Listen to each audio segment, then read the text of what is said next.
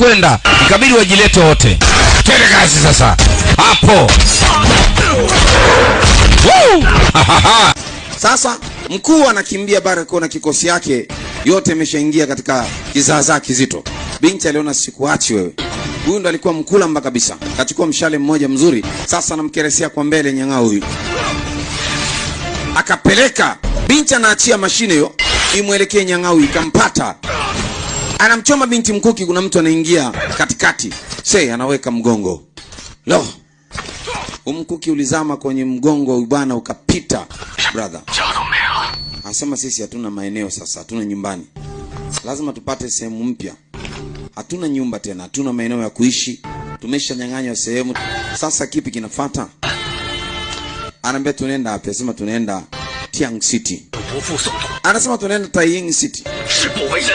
Wale wanaitwa Song Dynasty, kwa hiyo wana undugu na sisi. Kwa hiyo tunakwenda huko. Wale walikuwa misalia katika hii familia waliamua kuelekea Tiang City kwa ajili ya kuomba makazi, maana hali yao ilikuwa sio nzuri kabisa. Tiang City walikuwa tayari wamekwisha kuweka ngome katika mazingira yao ya kuishi. Ripoti zilifika kwamba kikosi cha bwana Kuba, wanamuita Huba, kimesambaratisha kikosi kizima cha bwana mdogo ambao anamuita Singji. Kwa hiyo Singji amepoteza makazi. Wakati wote anaweza kwenda kujiombea sehemu au kujenga makazi mapya.